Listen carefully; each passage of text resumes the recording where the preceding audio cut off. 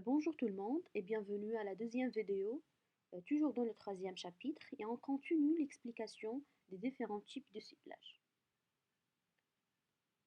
Le premier type est le ciblage massif ou le marketing indifférencié.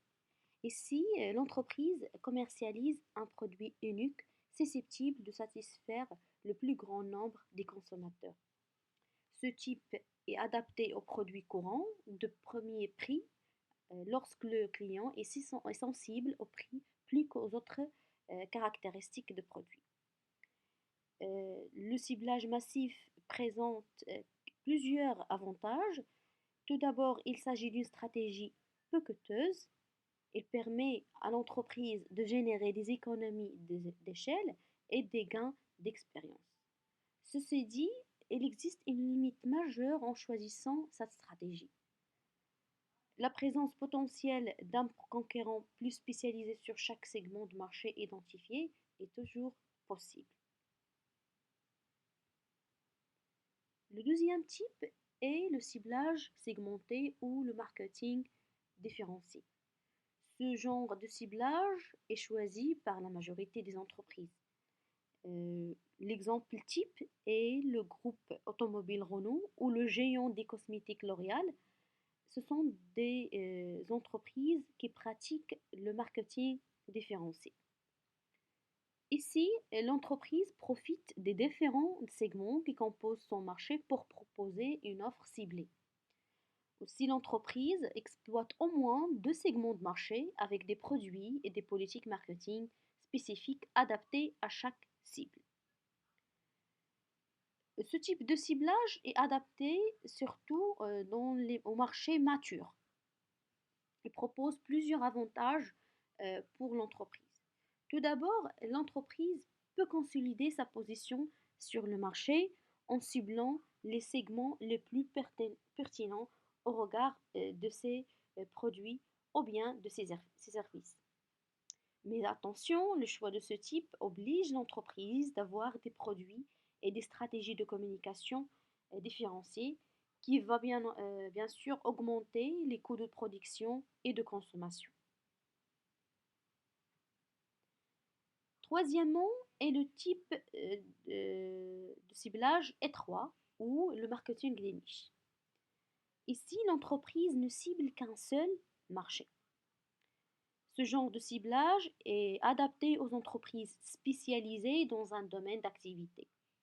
Et cette stratégie est souvent choisie par les PME, les petites et moyennes entreprises. Bien sûr, le ciblage étroit peut présenter plusieurs avantages pour l'entreprise. Tout d'abord, une bonne connaissance du segment sur lequel l'entreprise est spécialisée. Et ensuite, l'entreprise apparaît comme spécialiste du segment, ce qui va donner une image et une légitimité pour l'entreprise. Et bien sûr, il y a des limites. Tout d'abord, l'entreprise devient plus dépendante vis-à-vis d'un seul segment de marché. Et l'entreprise aussi est risquée lorsque le segment subit une crise, par exemple, ou lorsqu'un nouveau conquérant puissant intègre le marché. Et finalement, c'est le ciblage très étroit, c'est-à-dire le marketing individualisé, quand l'entreprise euh, va tenir en compte les caractéristiques de chaque client. Je vous propose l'exemple d'Audi. Audi, c'est une marque de voiture.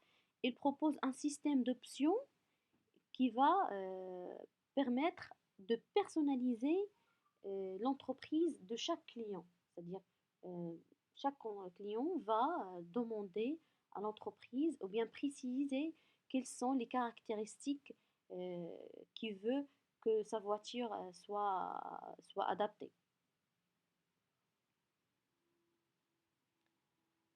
Après avoir découpé le marché, ou ce qu'on appelle la segmentation, puis choisir les segments auxquels il va s'adresser, c'est-à-dire le ciblage, l'entreprise doit à présent préciser la position qu'elle souhaite occuper sur chacun de ces éléments.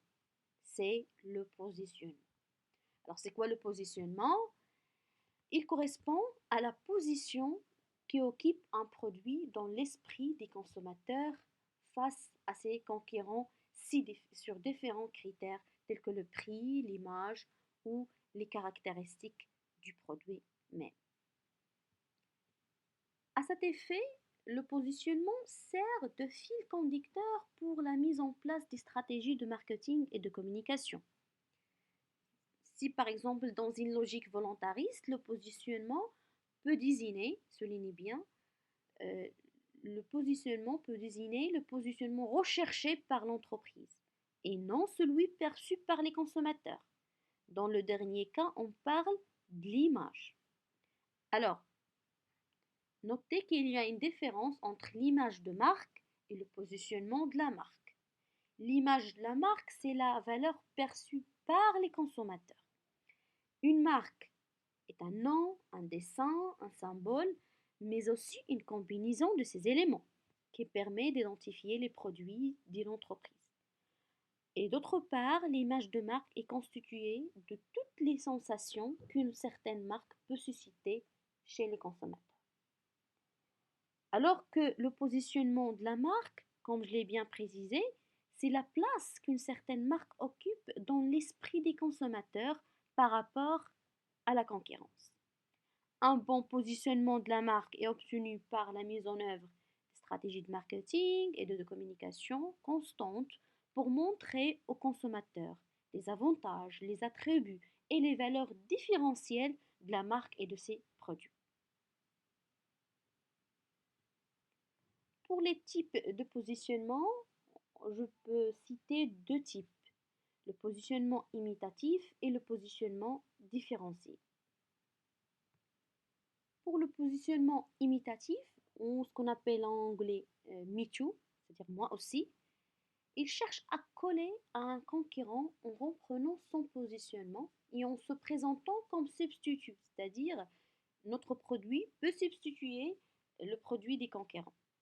Alors ici, le produit, reprenons le positionnement et les attributs essentiels d'un produit concurrent. Le risque majeur de ce genre de positionnement est la non-capacité de concurrencier le copieur, c'est-à-dire le copieur n'a aucun avantage spécifique à offrir au client parce qu'il a tout copié. Ici, l'entreprise doit compenser cette faiblesse par un prix plus faible. Et le deuxième type, c'est le positionnement différencié. Ici, on cherche à éviter la concurrence et à générer un pouvoir de marché. Il existe trois sous-types, la différenciation par les attributs supérieurs, la différenciation par les prix et par l'image. Ces trois types sont bien ficelés dans la version PDF du cours. Maintenant, quelles sont les étapes à suivre pour un bon positionnement? Généralement, il y a 5 étapes à suivre. Tout d'abord, il faut faire un inventaire des attentes des consommateurs. Un bon positionnement doit répondre aux différentes attentes des consommateurs. Et deuxièmement, c'est la définition de l'univers de référence. Ici, on doit choisir la catégorie à laquelle l'entreprise souhaite rattacher son produit dans l'esprit des consommateurs, soit par exemple un produit de luxe ou un produit de bas de gamme, etc. Ça dépend de l'entreprise. Puis, c'est l'identification des avantages concurrentiels possibles. Il est hyper important que l'entreprise spécifie quels sont les avantages qui peuvent différencier le produit, soit par exemple l'image de produit, les caractéristiques propres de produit, etc. Après, c'est le choix de certains avantages. Dans l'étape 3, nous avons bien connaître quels sont les avantages concurrentiels de notre offre. Maintenant, à présent, il faut étudier le positionnement des concurrents et choisir l'avantage concurrentiel le plus adapté pour se différencier des autres concurrents. Et finalement, c'est la construction de la stratégie globale de positionnement. Cette stratégie peut se résumer par la question suivante que le client doit répondre, c'est-à-dire pourquoi le client doit acheter notre produit.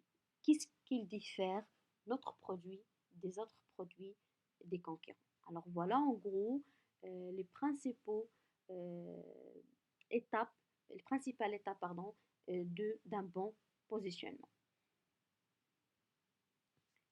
En somme, le marketing manager doit respecter quelques points indispensables pour que le positionnement de l'entreprise soit efficace. Alors généralement, un positionnement pertinent ne manque pas d'intérêt pour l'entreprise. Il doit répondre à plusieurs critères: crédibilité, simplicité, originalité, stabilité dans le temps et une adéquation, bien sûr, avec la stratégie de ciblage adoptée par l'entreprise. Je vous propose ici quelques exemples de positionnement que certaines marques cherchent à ancrer. Burberry est la marque très british. C'est une marque anglaise qui propose plusieurs articles, vêtements, parfums, etc. Swatch, c'est la montre branchée et créative. Mercedes, c'est la marque allemande par excellence. Il véhicule l'image de la fiabilité. C'est une marque puissante, luxueuse. Aussi Decathlon, avec le slogan à fond la forme. Il joue la carte du sport et du bien-être avec joie, enthousiasme, etc. Aussi, Valentino est synonyme d'élégance, de sophistication et de romance, etc. Maintenant, dans certains cas, l'entreprise peut chercher à repositionner sa marque. En faisant appel à cette stratégie, l'entreprise peut recourir à plusieurs risques. Tout d'abord, le risque de brouiller l'image plutôt que de la faire évoluer, c'est-à-dire l'image n'est plus claire dans la perception des clients. Le repositionnement peut susciter aussi un refus du client qui n'accepte pas le nouveau positionnement. Alors pour répondre à ces limites ou bien à ces risques, le nouveau positionnement doit tout d'abord correspondre aux attentes des clients. Deuxièmement, le nouveau positionnement aura plus de chances de convaincre si certains aspects de l'ancien positionnement sont maintenus, c'est-à-dire toujours chercher à repositionner, mais de garder, comment dire, les attributs ou bien les caractéristiques principales de produits. Dans ce sens, il existe 6 stratégies de repositionnement.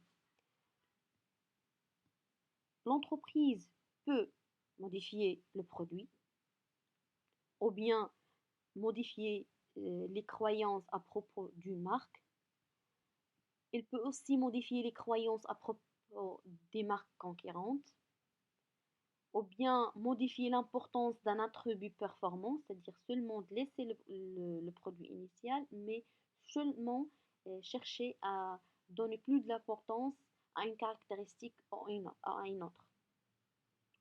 Cinquièmement, il peut attirer l'attention sur des attributs non pris en considération, c'est-à-dire dans le lancement du produit au départ, certains attributs n'ont été pas avoir une, comment dire, l'entreprise n'a pas donné de l'intention à ces attributs.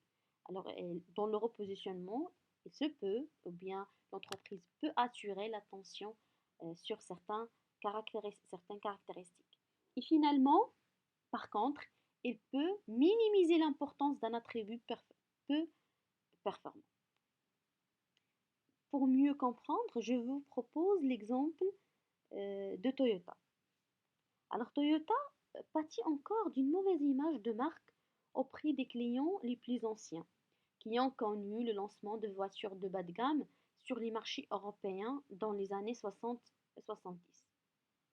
Alors c'est pourquoi pour se développer dans le groupe des véhicules de luxe, c'est la marque Lexus qui a été préférée au lieu de la marque Toyota.